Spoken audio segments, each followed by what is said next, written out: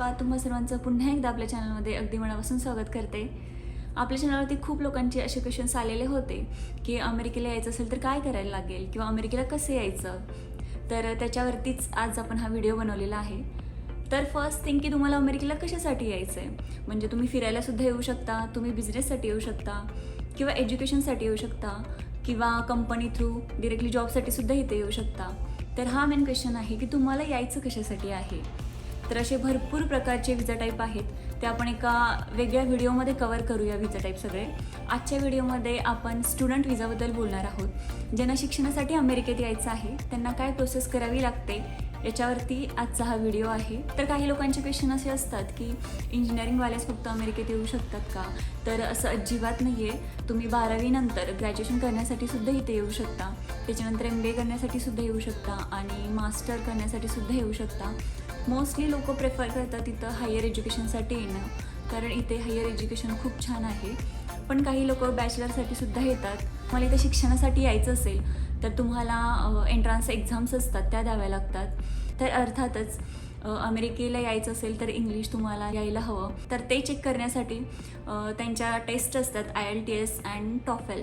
तर या दोन्हीतली एक टेस्ट तुम्हाला द्यावी लागते। 12वी नंतर एज्युकेशनसाठी जर तुम्हाला यायचं असेल तर SAT ही एक्झाम तुम्हाला द्यावी लागते। त्याचबरोबर IELTS आणि TOEFL या दोन्हीतली एक एक्झाम तुम्हाला द्यावी लागते।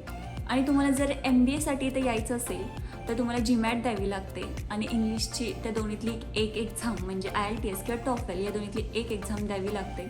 तसेच तुम्हाला जर मास्टरसाठी इथे यायचं असेल तर तुम्हाला GRE द्यायची असते आणि त्यानंतर सेम त्या इंग्लिशच्या एक्झाम IELTS किंवा TOEFL या दोन्हीतली एक अशा तुम्हाला एक्झाम द्याव्या लागतात।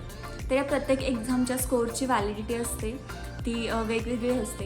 म्हणजे IELTS आणि TOEFL या एक्झामची व्हॅलिडिटी 2 वर्ष असते आणि GREची व्हॅलिडिटी 5 वर्ष असते। म्हणजे त्या वर्षात तुम्ही कधीही कॉलेजला अप्लाय करू शकता। आणि सेकंड थिंग की जेव्हा तुम्ही GRE देता तर त्याचा रिझल्ट तुम्हाला लगेच डिस्प्ले होतो आणि IELTS आणि TOEFLचा एक्झाम 7 किंवा 10 दिवसात तुम्हाला समजतो। तर GRE एक्झाम देण्यापूर्वी तुम्हाला कॉलेजची लिस्ट रेडी असायला हवी, म्हणजे 10 ते 12 कॉलेज तुम्ही लिस्ट आउट करायला हवेत आणि त्याच्यातले जे टॉपचे 4 कॉलेजेस आहेत त्यांना तुम्ही फ्रीमध्ये तुमचा GRE स्कोर सेंड करू शकता। आणि त्यानंतर बाकीचे जे कॉलेजेस आहेत त्यांना तुम्हाला सेपरेट ॲप्लिकेशन करावं लागतं आणि त्या ॲप्लिकेशनची जी फी असते $80 ते $150 त्याची फीज असते। आता तुम्ही जेव्हा तुमचा स्कोर कॉलेजेसना सेंड करता तर त्या कॉलेजचा जो क्रायटेरिया असतो तो क्रायटेरिया जर मॅच होत असेल तुमच्या स्कोअरसोबत तर ते कॉलेज तुम्हाला कन्फर्मेशन मेल सेंड करतं। तर तुम्ही असे 10-12 कॉलेजेसना ॲप्लिकेशन केल्यानंतर तुम्हाला काही कॉलेजेसचा मेल येईल। असे जेवढ्या कॉलेजचे कन्फर्मेशन मेल तुम्हाला येतील तर तुमच्याकडे एक तो बेस्ट ऑप्शन असतो की तुम्ही त्याच्यातलं एक कॉलेज सिलेक्ट करू शकता। पण कॉलेज सिलेक्ट करताना भरपूर गोष्टी तुम्हाला विचारात घ्याव्या लागतात, म्हणजे ते कॉलेज कोणत्या स्टेटमध्ये आहे, कारण इथं प्रत्येक स्टेटचा एक्सपेन्स खूप वेगळा आहे। काही स्टेट आहेत ते तर खूपच एक्सपेन्सिव्ह आहे, म्हणजे तिथे राहण्याचा खाण्याचा खर्चसुद्धा खूप होतो। तर ती मेन गोष्ट आहे, तो एक तुम्हाला विचार करावा लागतो। सेकंड म्हणजे तुम्हाला जो कोर्स करायचा आहे तो कोणत्या कॉलेजला चांगला आहे हे पाहावं लागतं। थर्ड म्हणजे तुम्हाला जर कॉलेजबद्दल अजून माहिती पाहिजे असेल तर तुम्ही कॉलेजशी सुद्धा कॉन्टॅक्ट करू शकता। आणि फोर्थ म्हणजे तुम्ही कॉलेजचे ग्रुपसुद्धा असतात, फेसबुक ग्रुप असतात, तर तिथल्या स्टुडंटसोबत तुम्ही कॉन्टॅक्ट करू शकता, तुम्ही फीडबॅक विचारू शकता कॉलेजचा। आणि फिफ्थ म्हणजे तुम्हाला कॉलेजची फी अंदाजे कळते की किती असते ती। तर या सगळ्या गोष्टींचा विचार करून तुम्ही एक कॉलेज सिलेक्ट करू शकता। आणि कॉलेज सिलेक्ट झाल्यानंतर तुमचा जो कन्फर्मेशन मेल आलेला असतो तुम्हाला कॉलेजकडून, तर त्याच्यात सगळी लिस्ट असते डॉक्युमेंटची जे जे तुम्हाला त्यांना सेंड करायची असते। तर आता नेक्स्ट स्टेप येते ती म्हणजे तुम्हाला सगळे तुमचे डॉक्युमेंट्स असतात ते तुम्हाला त्या कॉलेजला सेंड करावे लागतात। आणि जेव्हा तुम्ही ते डॉक्युमेंट्स कॉलेजला सेंड करता त्याच्यानंतर कॉलेज एक फॉर्म सेंड करतो तुम्हाला, तो असतो I-20 फॉर्म। त्याच्यामध्ये सगळ्या तुमच्या डिटेल्स असतात, कोर्सच्या डिटेल्स असतात, त्याच्यानंतर कोर्सची डेट असते, स्टार्ट डेट, आणि त्याच्यानंतर फी असते त्याच्यामध्ये आणि एक्सपेन्सेस तुम्हाला जेवढा खर्च लागणार आहे ते सगळं त्या I-20मध्ये असतं। आणि त्याच्यामध्येच एक सेव्हिस नंबर असतो जे तुम्हाला सेव्हिस फी भरायची असते त्याच्यानंतर, जी असते $350। आता सेव्हिस फी भरल्यानंतर नेक्स्ट जे स्टेप असते ते म्हणजे कॉलेजची फी। आता कॉलेजची फी असते ती खूप असते इथे, म्हणजे 30 ते 40 लाख पर्यंत असते. प्रत्येक कॉलेजची वेगवेगळी असते. तर जी कॉलेजची फी आहे तेवढे तुमच्याकडे पैसे आहेत का, आणि जर नसतील तर तुम्हाला स्टुडंट लोनसुद्धा भेटतं. तर भरपूर अशा बँक आहेत ज्या स्टुडंट लोन आता प्रोव्हाइड करतात. तर तुम्ही नेक्स्ट स्टेप आहे ती स्टुडंट लोन करू शकता. आणि त्या स्टुडंट लोनसाठी तुम्हाला I-20 लागतो. आणि जेव्हा तुमचं लोन अप्रूव्ह होतं, आता लोन वगैरे अप्रूव्ह झाल्यानंतर तुमची नेक्स्ट स्टेप येते ती म्हणजे DS-160 फॉर्म भरायचा असतो, ज्याच्यामध्ये तुमची सगळी इन्फॉर्मेशन असते. आता DS-160 फॉर्म भरल्यानंतर तुम्ही तुमच्या विजाची अपॉइंटमेंट डेट बुक करू शकता. अपॉइंटमेंट डेट बुक झाल्यानंतर तुम्हाला US कॉन्सुलेटला जावं लागतं. तिथे सुद्धा 2 प्रोसेस असतात. एक म्हणजे तुमची बायोमॅट्रिक्स होते आणि सेकंड म्हणजे तुमचा इंटरव्ह्यू होतो. तर इंटरव्ह्यूला जाताना तुम्हाला हे सगळे डॉक्युमेंट्स तुमच्यासोबत कॅरी करावे लागतात. म्हणजे हे सगळे फॉर्म भरलेले, त्यानंतर तुमचे मार्कशीट्स आणि त्यानंतर लोन अप्रूव्ह वगैरे झालेले डॉक्युमेंट. तर हे सगळे डॉक्युमेंट घेऊन तुम्हाला इंटरव्ह्यूच्या वेळेस जावं लागतं.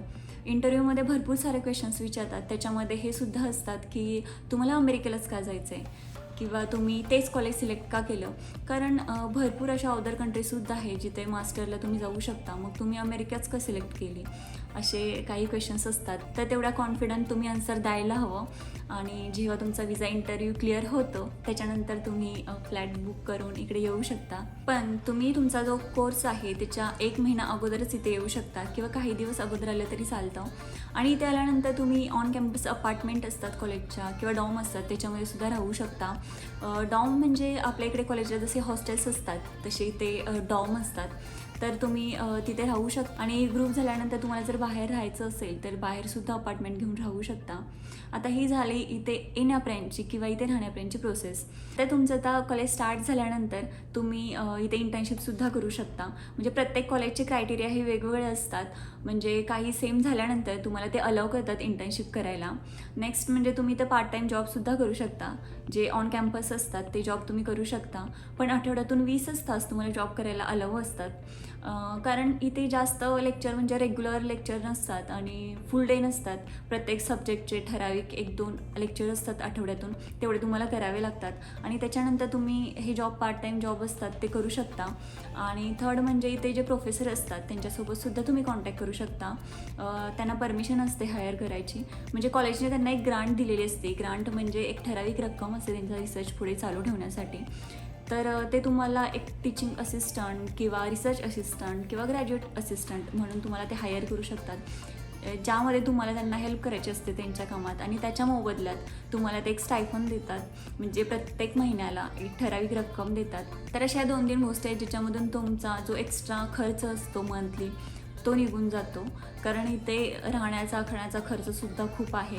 तर तुम्हाला थोडीशी हेल्प होते ते जॉब केल्यामुळे इथले जे मंथली एक्सपेन्सेस असतात ते कवर करायला. त्यानंतर कॉलेज कंप्लीट होण्यापूर्वीच तुम्हाला जॉब ॲप्लिकेशनसुद्धा करावं लागतात. कारण आपल्या इकडे जसे कॉलेजमध्ये कंपनी येतात आणि इंटरव्ह्यू वगैरे होतो, सिलेक्शन होतं आपलं कॉलेज थ्रूच. तर इथे तसं नसतं. इथे करिअर फेअर्स असतात.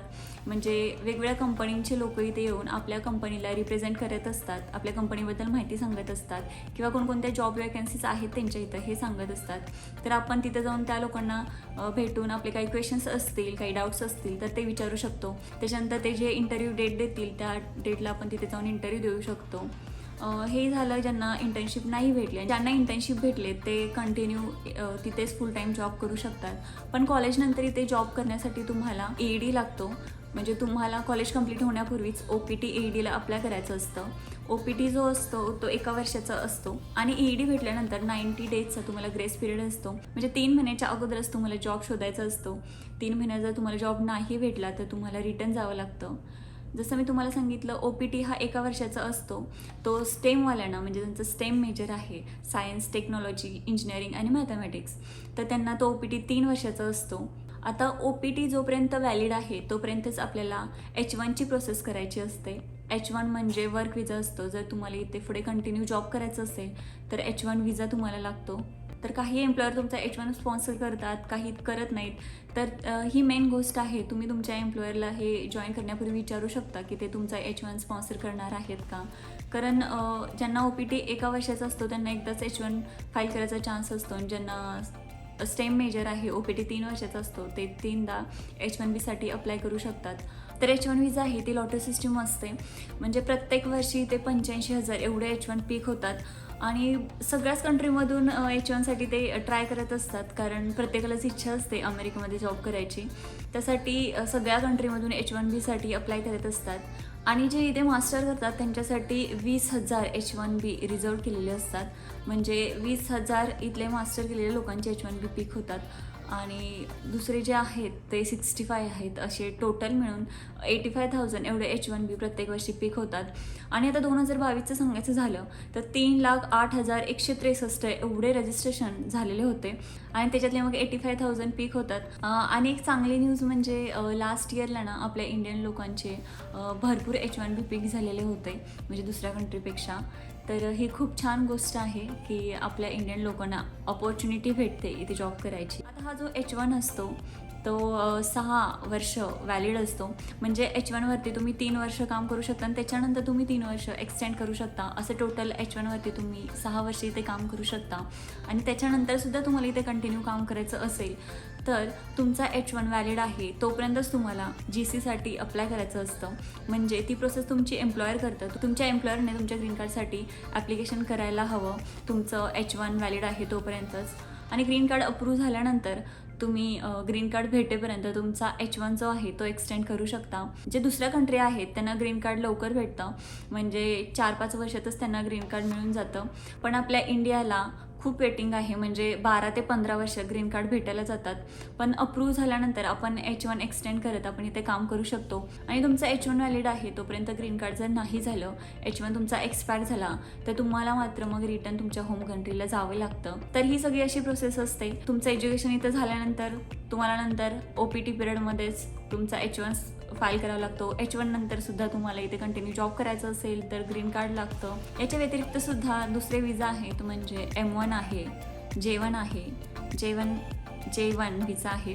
तो एक्सचेंज व्हिजिटर प्रोग्राम हा विजा आहे, ज्याच्यामध्ये तुम्ही बिझनेस ट्रेनिंग यासाठी तुम्ही J1वरती येऊ शकता. त्यानंतर M1 विजा आहे जो नॉन अकॅडमिक स्टडीसाठी तुम्ही येऊ शकता. म्हणजे तुम्हाला जर कोर्स करायचा असेल किंवा स्पेसिफिक ट्रेनिंग करायचं असेल तर त्याच्यासाठी तुम्ही 1 वर्षासाठी तुम्ही इथे येऊ शकता. तर त्याच्यासाठी सुद्धा तुम्हाला सेम प्रोसेस असते, फक्त तुम्हाला IELTS किंवा TOEFL ही एक्झाम द्याव्या नाही लागत. बाकी सगळी तुमचा I-20 DS-160 इंटरव्ह्यू त्याच्यानंतर ही सगळी सेम प्रोसेस असते.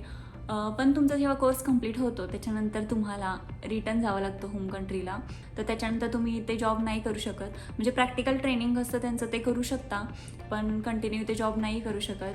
तर हे असे विजाचे वेगवेगळे प्रकार आहे स्टुडंट विजाचे. त्याच्यानंतर तुम्ही कंपनी थ्रू येऊ शकता H1वरती, L1वरती. L1मध्ये सुद्धा 2 प्रकार आहेत, L1A विजा आणि L1B विजा. L1A विजा म्हणजे जे एक्झिक्युटिव्ह किंवा मॅनेजर लेवलचे जे आहेत, जो 7 वर्षासाठी व्हॅलिड असतो, तर त्याच्यावरती सुद्धा तुम्ही इथे येऊ शकता. आणि सेकंड म्हणजे L1B विजा, जो स्पेशलाइज्ड असतात, स्पेशलाइज्ड नॉलेज असतं त्यांना त्यांच्या वर्कमध्ये, तर त्यांच्यासाठी हा L1B विजा असतो. तर या विजावरती ते येऊ शकतात आणि त्याची जी व्हॅलिडिटी असते ती 5 वर्ष असते. आणि H1Bची तर तुम्हाला माहितीच आहे 6 वर्ष असते. तर हे असे सगळे विजा टाईप आहेत. आणि त्याच्यानंतर अजून म्हणजे H4 अँड L2 हे तुम्ही ऐकलं असेल. L2 म्हणजे जे L1वरती ते काम करतात त्यांचे जे डिपेंडंट असतात, मग हजबंड असेल किंवा वाईफ असेल तर ते इथे जॉब करू शकतात L2वरती. आणि जे H1वरती काम करतात इथे त्यांचे जे डिपेंडंट असतात, म्हणजे हजबंड असेल किंवा वाईफ असेल, तर ते इथे आल्यानंतर लगेच जॉब नाही करू शकत. त्यांचं ग्रीन कार्ड प्रोसेसमध्ये असतं आणि त्यांचं जेव्हा I-140 अप्रूव्ह होतं तर तेव्हा त्यांना EED भेटतो. आणि जेव्हा H4 EED भेटेल त्यांना तेव्हा ते इथे जॉब करू शकतात. तर असे सगळे विजा आहेत इथे जॉब करण्यासाठी. तसेच अजून भरपूर प्रकारचे विजा आहेत, म्हणजे टुरिस्ट विजा आहे, बिझनेस विजा आहे. तर ते सगळे विजा प्रकार आहेत ते मी एका वेगळ्या व्हिडिओमध्ये एक्सप्लेन करेन, कारण हा व्हिडिओ खूपच मोठा होतो आहे. त्यामुळे या व्हिडिओमध्ये एवढेच आपण कवर करूया. आणि मला वाटतं बऱ्यापैकी पॉईंट मी या स्टुडंट रिलेटेड किंवा इथे जॉब रिलेटेड कवर केलेत. आता त्याच्यातून पण माझे काही पॉईंट जर मिस झाले असतील आणि तुमचे काही डाऊट्स असतील किंवा तुमचे काही क्वेश्चन्स असतील तर ते तुम्ही खाली कमेंट करून विचारू शकता. मी त्याचे नक्कीच आन्सर देईन. व्हिडिओ जर आवडला असेल तर लाईक करा आणि ज्यांना इथे शिक्षणासाठी यायची इच्छा आहे त्यांच्यासोबत व्हिडिओ शेअर करा. आणि तुम्ही जर चॅनलवरती नवीन असाल तर चॅनलला सबस्क्राईब करा. भेटू लवकरच आता नेक्स्ट एपिसोडमध्ये. तोपर्यंत सगळ्यांनी काळजी घ्या, मस्त मजेत आणि आनंदात राहा.